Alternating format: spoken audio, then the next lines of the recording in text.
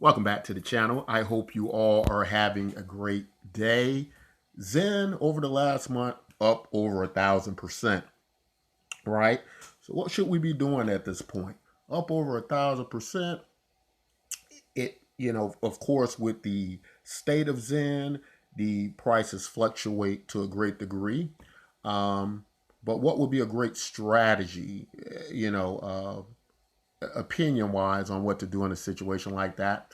And these are just my opinions, right? This is not financial advice for you, but more of an idea and a roadmap of what I personally do. Also, we're going to talk about some newest groundbreaking information that Jack Levin spoke about or released recently. And so let's talk about that a little bit. So, uh, whereas in cryptocurrency right now, nobody's balling in cryptocurrency. The markets have been, drying up. People haven't been investing in cryptocurrency. In fact, I was watching a podcast the other day that showed the devastating effect of what happened to party scenes like Miami Beach because of all the crypto millionaires have seemed to vanish and go away. And this is how the state of affairs work in this space in cryptocurrency, right?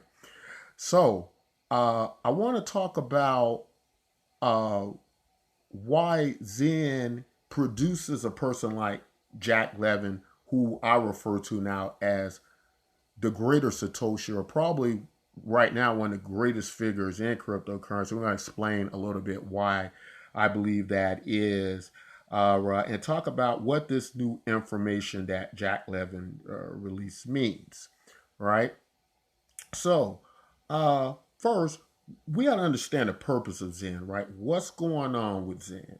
In this latest update, Jack Levin spoke about there being this, what some might deem a problem with venture capitalists and angel investors. And this class or this unique group of individuals that they sweep into a blockchain, specifically level one blockchains, right, that power all of our activities, and they take possession of those blockchains, so to speak, right? And in doing so, they become targets for government organizations because, uh, by all definitions, pretty much, once this happens, your blockchain becomes centralized, right? Now you got people holding 30% of the supply, 40%, 90%, whatever the case may be. There now is a target and there is a clear area of centralization that takes away from everything blockchain technology is. In other words, if you're not reducing those numbers, those supply holders, there is almost no purpose to any of these cryptocurrency projects. You might as well run a corporation or a business that is a for profit business, do the same thing. There's no reason for you to really function on the blockchain. Now, the problem, of course, is over 90% of our top 10 cryptocurrencies function this way. About 1%, or I'm sorry, about 87% of the Bitcoin network is owned by 1% of the network, which makes Bitcoin greatly centralized.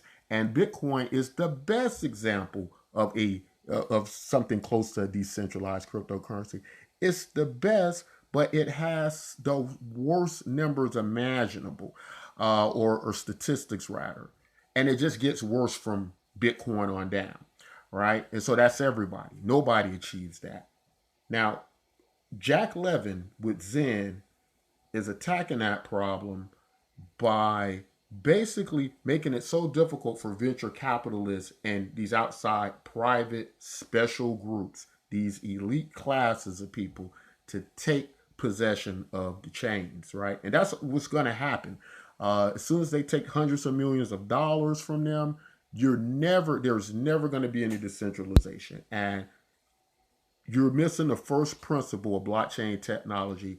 Bitcoin even misses it. Thus, you shouldn't even really be, in my opinion, considered a cryptocurrency. So I want to get this all out of the way so we have an understanding of exactly what Zen is and what many other cryptocurrency projects are. Um, and I hope that's clear enough. But what Jack Levin is doing is he's going back to the first few years, it seems, of Bitcoin, where even people who lack the technical aptitude, people who aren't developers, so to speak, people who aren't uh, technically inclined, people who aren't wealthy can come in here and have a fair chance at downloading an application, just like the early days of Bitcoin. You can just go on GitHub, as he explains it, and pretty much anybody who probably can work a cryptocurrency wallet is going to probably be able to do this or pull this off, right? If you look at something like Bitcoin, Ethereum, those things are pretty much impossible. And as they switch to these proof of stake models, to the degree they're at, many are just wealth control, right? Which again takes you away from decentralization, makes you targets for the SEC, the government, right? Makes it so they can get to you and shut down distribution and so on and so forth, or forces you to sell the cryptocurrency. They can do all these things, right? But the way Jack Levin is setting it up, to put it in simple layman's terms, Grant Cardone once said, he's the real estate guru, whatever, and I don't really follow him, but I happened to pick this up, and I thought this was very important. And he said, you know what the problem with cryptocurrency is? You need to just give it to everybody. Give it to everybody, and once everybody has the cryptocurrency, right, then you adopt them. Don't tell them to go out and buy it or work for it. They don't know what the value of it is. Don't tell them they should get it. They don't know what the value of it is. Just give it to them. And although Zen not perfect, is the closest to just giving you the cryptocurrency free, just setting it up so you can have fair distribution and so on and so forth. Almost the best. There's another one that where it's not as marketing wise as successful as Zen. I think it gets to the bottom line of what we need to do. But there are many problems when putting together projects like this. And the first one being is that when we put projects together like this, I'm a part founder, or I am the founder of a project called Bitcoin MYK, which was the first proof of participation model, right? So it existed, predated Zen by many years, but we champion Zen because Zen has picked up many of our principles and has successfully got them out to the public faster than we could, right? But it did it faster, but not without its problems, right? But even so, uh, the more products like this pop up, the closer we get to the goal. So we champion Zen in this regard. One problem I had with Zen, though, was the problem of if you want to get out the elite and this exclusivity, so to speak, to these groups, uh, very expensive blockchains like Ethereum aren't the best to run them on, but they bring in value, right? Maybe having a balance of that, like what Zen's doing. With cheaper blockchains, you can just use, and they all working together in the same ecosystem. That was a brilliant idea, and it's one I applaud Jack Levin greatly on. Our approach is a more long-term, long drawn-out effect where we're giving everybody cryptocurrency regardless of wealth and whatnot. And I know Zen doesn't consider itself as more of these products that are pushing towards centralization a little bit more. But the very high prices on Ethereum left a lot of people out. And then those people have to catch up, right? Or these blockchains that they're on battle it out, which again was brilliant to have them launch on many. And the ones that, to the public make more sense is what they choose, right? Right. So these are all brilliant ideas. But basically, this is what these new updates mean, that you're going to be able to mine, run validators for Zen Layer 1, which hopefully will be launched in 2024, like you did early Bitcoin, right? How everybody pretty much could get in, do it, get all these big Bitcoins. Everybody was kind of on the same playing field, so to speak, as far as technical aptitude, as far as a distribution and opportunity. So when we speak of things like these validators, and you can be a validator and I can be a validator, right? This is what this is doing is this is making the chain more decentralized. This is now operating on the first principles of cryptocurrency, right? In the blockchain. What Bitcoin NYK does, it makes it even simpler because we're using social media activities to basically mint the cryptocurrency, right? Whichever approach you use, we're just using a different approach, whether it's download something out of GitHub or do something on social media, and it is part of the distribution model in the algorithm, right, to mint these cryptocurrencies. Whatever you're doing, the approach is the same and the outcome is moving toward the same goal. And we champion projects like that. And that's why at this point, I feel Jack Levin, that he's doing that the closest. He becomes the greater Satoshi, and that I believe Satoshi meant to do this thing. But the problem that Jack's trying to avoid is, or the entire ecosystem, because I don't want to say it's like Jack Levin's running the show. Obviously, Zen has launched many other applications, and the community is growing great. Uh, the value up over 1,000% this month. Not many cryptocurrencies doing that, especially during these times. Um, the other thing I'd like to say very quickly is that people who watch the channel, a lot of people came to me. I was one of the first people to talk about Hex. And they said, I missed the boat. I wish I'd have been watching your channel. I wish I would have just known, right? Okay. So some came over, some still didn't do anything. Next, I talked about Zen. I said, hey, Zen, up over 1,000% this month. They was like, oh, no, Zen's dead. It's not going to do anything. And all these great updates coming out, right? And Jack Levin cranking it out, nonstop. Uh, then we get the Bitcoin MYK, right? Do you see a pattern here? And what is that pattern? The pattern is that there's a reason why people are missing all these products, because the first problem is mentality wise. They don't understand cryptocurrency or the blockchain. They only understand many times the direction of the hype trains, right? But it is the rudiment. There is a reason why the top 10 cryptocurrencies stay where they are, right? Or it's certain ones there, certain ones aren't. Many of the ones there have close or move closer to those first principles of cryptocurrency, right? Meaning we got to get these cryptocurrencies out to people, right? Whereas the other ones are more so like the elitist groups Jack's talking about, where venture capital funds are rushing in, right? They're at the top of the pyramid. They're throwing a little Scooby snacks to a few people. And after a while, these projects dry up because they're sucking all the value out and the growth slowing down, because in retrospect, the true idea of cryptocurrency is not to have 1% of the global economy insanely wealthy, right? You look at cryptocurrency millionaires. The idea of cryptocurrency is anti that. It wants to have as many millionaires as possible. It doesn't want to have people controlling 90% of the supply. That's totally anti to it. Just for prices to go up. Those models probably won't sustain. Zen is on its way, even though it might be taking a longer road. We've seen it with very little volume, tens of thousands of dollars, hundreds of thousands of dollars. Now you see it slowly creeping up, hundreds of, tens of millions of dollars, right? Probably going to move on to hundreds of millions to billions because of this, right? Do you follow what I'm saying here, right? We want to get cryptocurrency out as easy as possible to people. People do social media every day. We're doing it now. You're doing it watching this video. But if watching a video was the same as mining the cryptocurrency, if downloading something from GitHub that's not very difficult to understand, it take you 20, 30 minutes to set up on your home computer, and it doesn't require $1 million operation to run it, you're going to have more people doing it. You're going to have more balance, control of the supply, more decentralization. It's healthier. You can't be targeted by the SEC.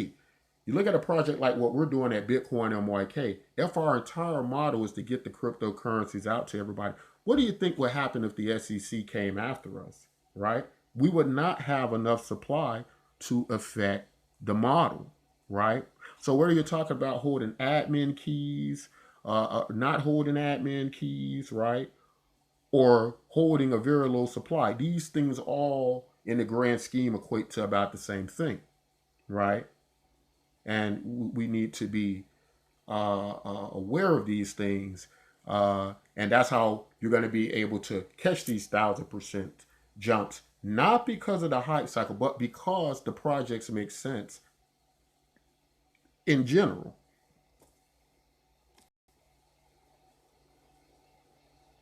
So, what are we learning here? We're learning that uh, almost free, or in some terms, close to free as you can get, cryptocurrencies, free cryptocurrency could be worth tremendous value, right? This is anti what we've been taught to believe, right? We're understanding network effect is more valuable than whether your cryptocurrency is bought and sold on exchange, right?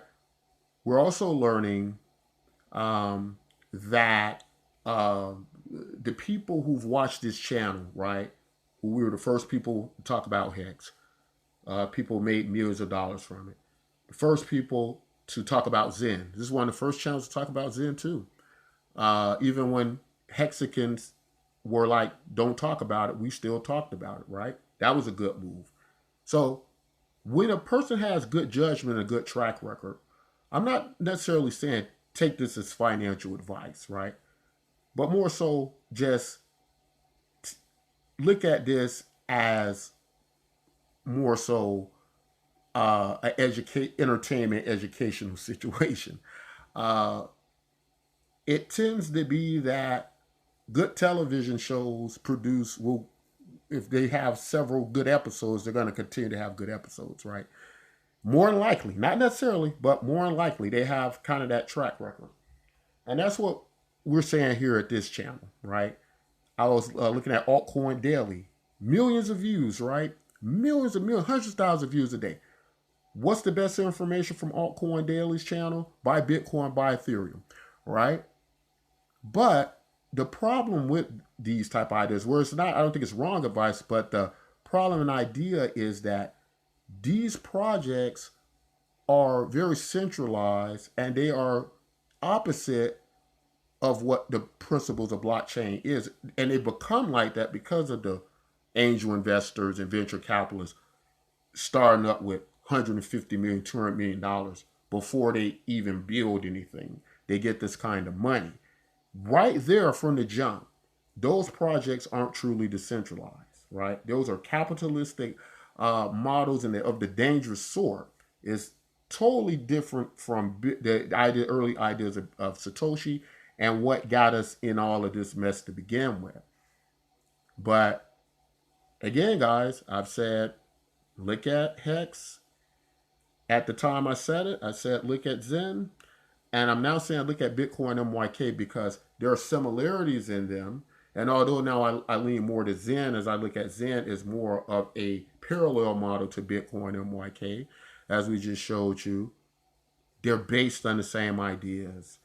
And Bitcoin MYK was always meant to be a real project. We've never relied on hype cycles because we wanted people to understand this. Now, it takes time to understand this and digest this. But when you do and when you look at the historical data, I think you'll begin to understand it and see this as I see it, right? That getting these cryptocurrencies out as fast as possible to people in the easiest ways, right? If I can download something on my computer and help secure that network, validate that network, right? And it only takes me 10, 15 minutes to do it. And a person who doesn't have any technical experience can do it. Then that stops those elite classes and putting them in unfair advantages to other people, right? If you can get on here and watch a video or you can post a social media something saying something great about Zen and you earn cryptocurrency for that and everybody does it and everybody's on the same accord, you create fair opportunity for all. That's all we're saying. And the people like Jack Levin and myself who do these things, it is because we believe in those principles. It's not because we want to be billionaires and hold all the value on the blockchain. If we wanted to do that, we could approach it like the other projects approach it. We're doing it because we want the best outcome for everyone, right? So that's why I champion Zen. That's why I champion Bitcoin MYK. And I'm more so cautious of the others. But through this journey, uh, we're all going to figure out what's the best way to move along the story of cryptocurrency. And I can tell you with Zen, it's moving in the right direction. Check out Bitcoin MYK. We don't want you to be that guy who missed that 1,000% move on Zen. We don't want you to be that guy that missed the millions in Hex.